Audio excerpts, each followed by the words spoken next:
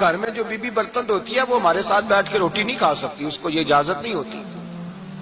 ہمارا جو مزدور ہوتا ہے نا، ایک صاحب کہنے لگے یہ بچہ میرے پاس کام کرتا ہے، اس کے ابا جی بھی کرتے تھے، تو میں نے کہا اس کا مطلب یہ ہے کہ تم نے آگے نہیں بڑھنے دیا، تم نے کہا مزدور ہی رہنا ساری زندگی، یہی رہنا میرے پاس، آگے نہ بڑھنا۔ میرے مصطفیٰ کریم سید عالم صلی اللہ علیہ وسلم کے پاس جو لوگ کام کرتے تھے، محنت کرتے تھے، مشقت کرتے تھے، ہمارا ملازم ڈرتا ہے، کامتا ہے، وہ بات کرتا ہے تو صاحب جی کہتے کہتے زبان تھکتی ہے، 100 دفعہ موڈ کو دیکھتا ہے، گالیاں کھاتا ہے بیچارہ، اس کی عزت نفس کو اچھالا جاتا ہے، اس کو رسوا کیا جاتا ہے، اور وہ بیچارہ رات کو رضائی میں منہ دے کے روتا ہے کہ یار میرے نصیب صرف اس لیے کمزور ہیں کہ میں غریب کے گھر میں پیدا ہوا ہوں۔ ہم احساس نہیں کرتے، اور مزدور کو کبھی موقع مل جائے جان چھوٹنے کا تو بھاگ جاتا ہے۔ ہمارا کردار اور اخلاق ایسا نہیں ہوتا۔ حضرت زید بن حارثہ رسول اللہ کے غلام تھے، نبی پاک کے گھر میں جھاڑو دیتے تھے، برتن مانجتے تھے، یہ بچپن میں اپنے قبیلے سے گم ہو گئے تھے، کسی نے اغوا کر کے لا کر کے بیچ دیا تھا، گم ہو گئے تھے، حضور کی بارگاہ عالی مرتبت میں لائے گئے۔ حضرت زید بن حارثہ سارا دن کام کاج کرتے، کوئی آدمی آیا ان کے علاقے کا مکہ مکرمہ، ان کو پہچان کر واپس گیا ان کے قبیلے میں اور جا کے بتلایا کہ تمہارا بیٹا تو محمد ابن عبداللہ صلی اللہ علیہ وسلم کے پاس، اس وقت حضور نے بھی اللہ نے نبوت نہیں فرمایا تھا، ان کے والد حارثہ چچا لینے آئے، اور نبی پاک کے پاس آئے تو 2 تھیلیاں شرفیوں کی بھر کے لائے، کہنے لگے حضور یہ پیسے لے لیں، 2 تھیلیوں میں پیسے ڈالیں، دینار ہے درہم ہے، حضور لے لیں، ہمارا بیٹا دے دیں۔ نبی پاک صلی اللہ علیہ وسلم نے فرمایا تمہیں غلطی لگ گئی ہے، پیسے پیچھے ہٹاؤ، میں زید کو بلاتا ہوں، میں زید کو، ادھر دیکھیے گا، میں زید کو، میں اسے بلاتا ہوں، اگر وہ جانا چاہے تمہارے ساتھ تو مجھے اعتراض نہیں لے جانا۔ چچا اور باپ کہنے لگے آپ عجیب بات کرتے ہیں، وہ غلامی چھوڑ کے نہیں جائے گا، آپ عجیب بات کرتے ہیں، وہ مزدوری چھوڑ کے بادشاہی اختیار نہیں کرے گا، ہم کھاتے پیتے لوگ ہیں، اس کی ماں ترس گئی ہے اس کو ملنے کو، بہنیں روتی ہیں، وہ جائے گا نہیں۔ میرے حبیب نے فرمایا تم نے ابھی یہ ذائقہ چکھا نہیں، تمہیں اس کا پتہ نہیں، تو میں بلاتا ہوں، اگر جانا چاہے تو پیسوں کی ضرورت نہیں، لے جانا۔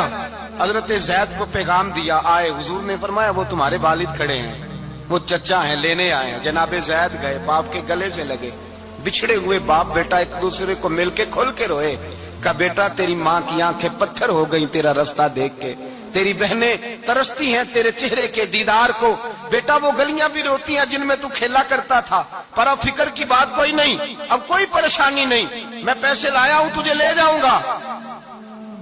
نبی پاک صلی اللہ علیہ وسلم نے دیکھا نا جب باپ بیٹے کی گفتگو ہو گئی، آنسو بہ گئے، بوجھ ہلکے ہو گئے، تو میرے کریم نے فرمایا زید اگر تم چچا کے ساتھ والد کے ساتھ جانا چاہو تو میری طرف سے اجازت ہے، تم جا سکتے ہو۔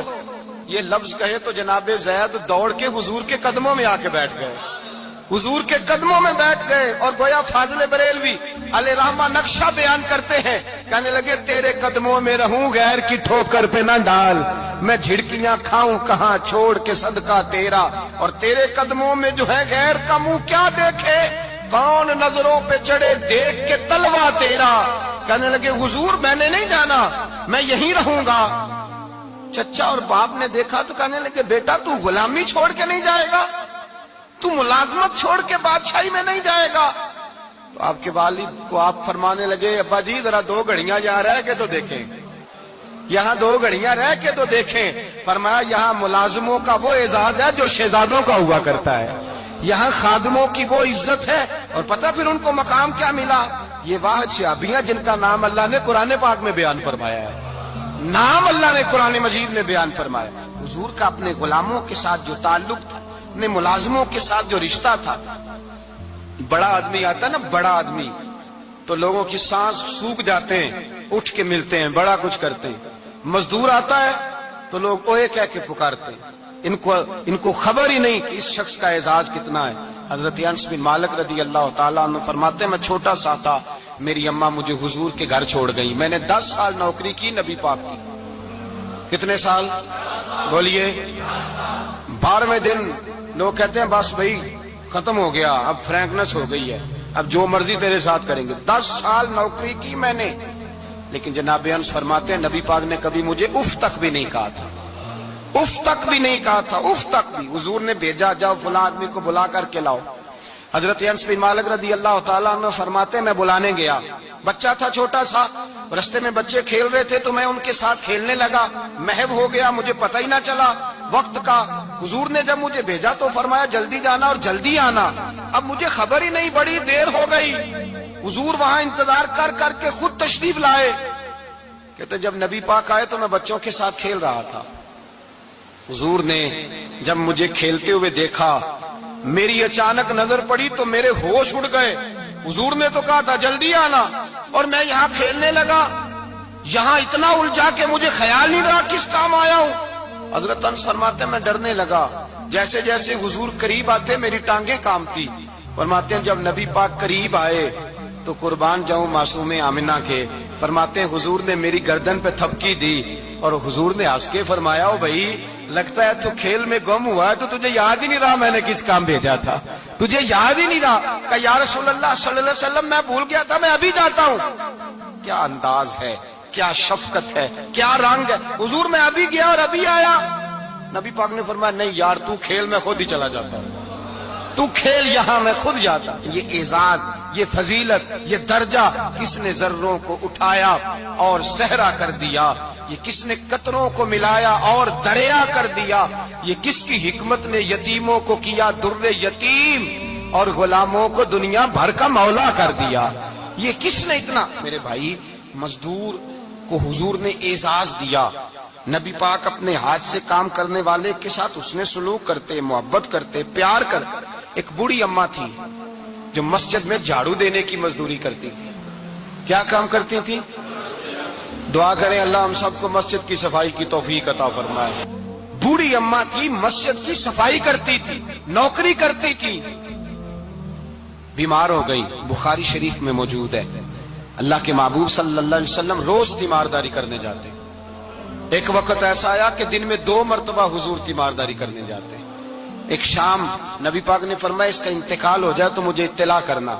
صحابہ کہتے ہیں رات کے وقت ان کا انتقال ہوا، ٹھنڈ کا موسم تھا، ہم نے حضور کو تکلیف دینا مناسب نہ سمجھا، ہم نے دفن کر دیا۔ سویرے اللہ کے حبیب نے پوچھا تم نے مجھے اطلاع کیوں نہیں دی؟ حضور سردی بڑی تھی۔ کون جاتا ہے مزدوروں کے جنازوں میں؟ کون جاتا ہے مزدوروں کے جنازے میں؟ یہاں تو اب جنازے بھی سیاسی ہو گئے ہیں، اب تو کوئی بہت بڑا امیر آدمی فوت ہو جائے تو وہاں رش ہوتا ہے، وہاں رش ہوتا ہے، غریبوں کا تو جنازہ بھی کوئی نہیں پڑتا۔ حضرت جناب سیدنا ابو ہریرہ رضی اللہ تعالیٰ عنہ فرماتے ہیں حضور نے فرمایا مجھے اطلاع کیوں نہیں دی؟ تمہیں اس کے اعزاز کا نہیں پتا؟ وہ مزدور تھی، مسجد میں جھاڑو دیتی تھی، تم نے خبر ہی نہیں دی؟ حضور وصال ہو گیا، فرمایا چلو مجھے بتاؤ قبر کہاں ہے؟ حضور سارا کچھ جانتے ہیں لیکن یہ ساری تمہید اس لیے بیان کی کہ ایک مزدور کی شان واضح ہو جائے۔ فرمایا بتاؤ قبر کہاں ہے؟ صحابہ کہتے ہیں ہم قبر پہ لے گئے تو میرے نبی نے فرمایا صفے بناؤ میں دوبارہ جنازہ پڑھاؤں گا۔ میں دوبارہ جنازہ نہیں ہو سکتا، اس وقت ہو سکتا ہے جب وارث نے نہ پڑھاؤ، پھر دوسرا جنازہ جائز ہے۔ وارث نہ پڑھے تو اس سے پہلے 20 جنازے بھی ہو جائیں تو جب وارث پڑھ لے پھر دوسرا جنازہ نہیں ہو سکتا۔ حضور نے دوسرا جنازہ اس لیے پڑھا ہے کہ حضور اپنی ساری امت کے وارث ہیں، نبی پاک ساری امت کے وارث ہیں۔ فرمایا پر بناؤ صفے میں جنازہ پڑھاتا ہوں۔ مزدور کو اعزاز دیا، پیار کیا۔ حضرت عبد الرحمن ابن عوف رضی اللہ تعالیٰ عنہ فرماتے ہیں ایک دن میرا دل کیا تھا کہ میں غریب ہو جاؤں۔ کیا ہو جاؤں؟ آپ اپنے لیے دعا نہ کریں لیکن حضرت عبد الرحمن ابن عوف کے الفاظ تو دہرائیں۔ وہ کیا کہہ رہے ہیں کہ میرا دل کرتا تھا میں اللہ، ایک دن میرا، بڑے امیر آدمی تھے نا صحابہ میں سب سے زیادہ امیر، فرمانے لگے ایک دن میرا دل کیا میں غریب ہو جاؤں، غربت پسند کر لوں۔ اصل میں غریب کو اپنی شان کا نہیں نہ پتا، اسے جس دن پتا چل گیا کہ میں غریب کی عظمت کتنی ہے، غریب ہر وقت اپنے آپ کو کوستا ہی رہتا ہے۔ اور میں اکثر کہتا ہوں کہ یہ بڑے کا قصور نہیں کہ اس نے تجھے چھوٹا جانا ہے، یہ تیرا قصور ہے، تو احساس کمتری میں کیوں مبتلا ہوا؟